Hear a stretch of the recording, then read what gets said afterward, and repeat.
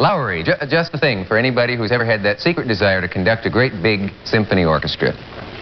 My next guest may have had that desire. Would you like to meet your husband? Oh, please, will you get him out here quickly? Oh, well, aren't I interesting enough? I just need some support. Okay, you don't need support, but anyway, if you want some, we'll bring this guy out here. Julie Andrews, this man has seen her wake up in the morning and knows her, well, I'm sure.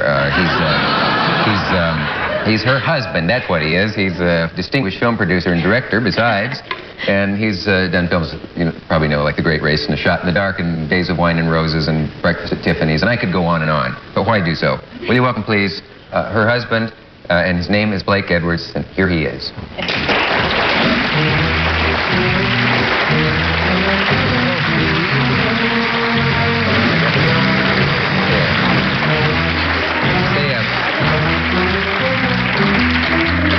Crazy Frenchman back there who's been trying to get me to sell him my shorts.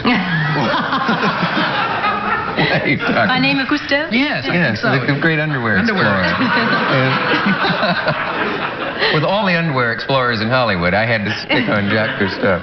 Say, your wife has a question for you. We were discussing something earlier.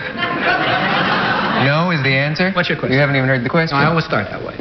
Remember the thing we were going to ask him someday? You were going to ask him, not me. Oh, when the movie is written and the scene comes up, I will come over and ask Blake if it's all right for you to appear mother naked, as they say in Nebraska, on the screen. Is it a flat no? Now and forever? Flat no. It's all right if you appear mother naked. I'm sorry, I keep saying flat no. I must be Carol Burnett. I don't know what it is. No. Everybody knows, including Carol, that I have much bigger boobs than she does.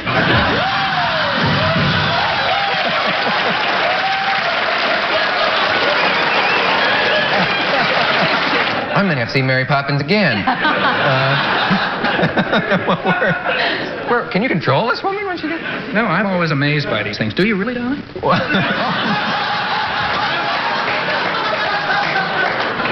Oh, the last laugh. That's the unforgettable. I'll have to drop over and see Carol. That's the unforgettable. Over my dead body, you will.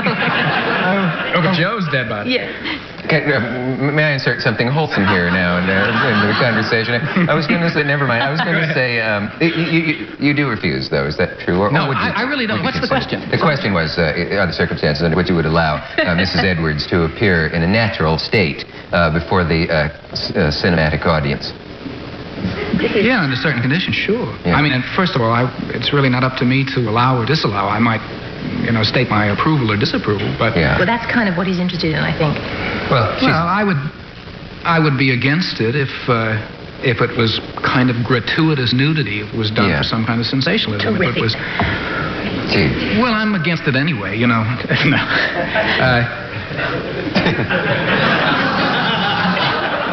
Oh, boy. It's hard to talk about a thing. It's very hard for me not to... Okay. Anyway, no, I would say, fine. Yeah, if it were... Depending on what it was. You're a fine one to talk. We had a love scene in Darling Lily and with Rock Hudson, and you got all unglued about it, and... well, I hate to bring that up, but you weren't doing it very well, darling. Oh, God. I can't win. You had a scene in that movie. I have to admit that only having been married a very short time and seeing your wife on the floor making love to Rock Hudson, and I'm standing over them saying, no, do it this way, or that's not... I thought I was fairly sophisticated, but I found... I thought Hudson was. Didn't he know how to do it?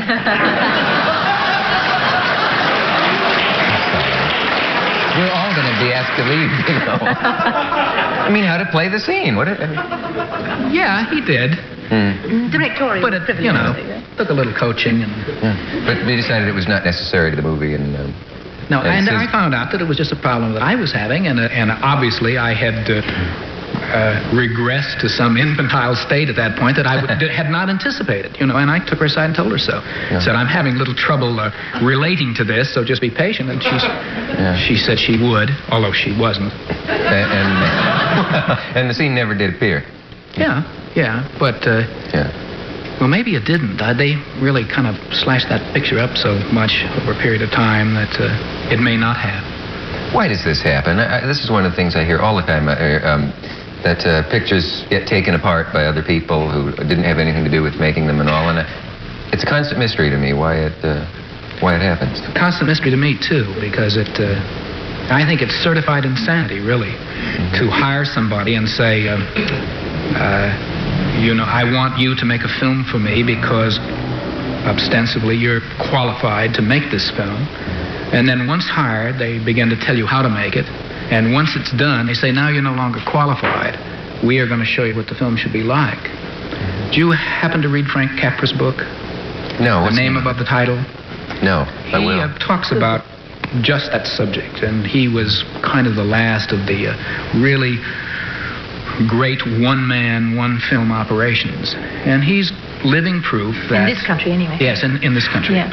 And he is living proof that it works best that way. It really does. The best films, certainly the best films I've ever made, have been when I have had the most control, when I was with the Mirisch Company, and where, God rest his soul, Harold Mirisch and his brothers Walter and Marvin said, you come with us and we'll insulate you, we'll protect you.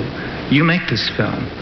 And you make it your way. And as long as you stay within certain boundaries, financially and things like that, you have the control. Why doesn't everybody just make movies the way Ingmar Bergman does? He doesn't let anybody tell him anything to do with it. He won't let anybody on the set he doesn't want on it. I wonder where he gets his financing from, though, because that's really... Well, that's the question. Well, I mean, is it government financing that he has? I don't know for sure, but you realize that the United States is probably the only country that does not subsidize its film industry. And that's too bad, That's right, he works for Svenska Film Industry. Sure.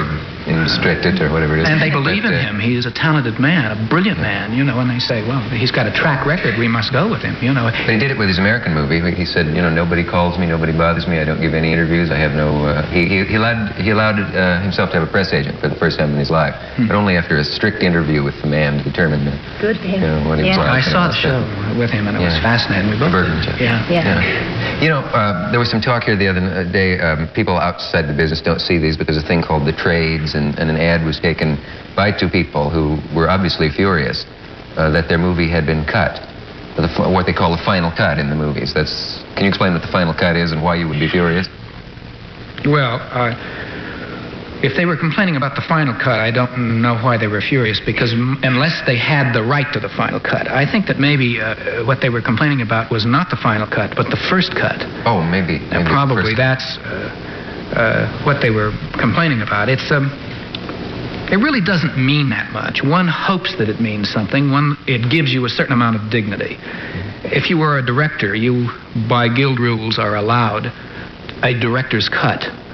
And I believe that, I'm not sure about this because I don't know about that ad, but that prerogative was taken away from them arbitrarily. And that they weren't even allowed to present their first cut, their version, in the hopes that somebody would see it and say, well, you directed this or you produced it. You should explain, though, darling, that normally what happens is that a director is allowed, 2 cuts? No, not normally. It depends. But finally, it varies. Very few directors now have final cut. It is left in the hands of the money. And I have seen time and time again important directors their picture taken over by the studio, by people who have no knowledge of film, really have no knowledge of film, don't even have first year UCLA cinema credits, really wouldn't know what to do in a cutting room, just don't have any credentials, go in and say, I'm going to cut this, and do cut it. Who were some of the bad guys who do this? Well, I don't want to do that at this point, because I'm going to, just about everybody, I can tell you who I think are the good guys at this point. And you can guess from that who I think are the bad guys. Adding the other names. Yeah, unfortunately, because I myself may be into a very heavy situation soon over a principle that I'm standing for, and I'm going to be under heavy attack because of it. And just some of the things that we're talking about, their business is dying rapidly.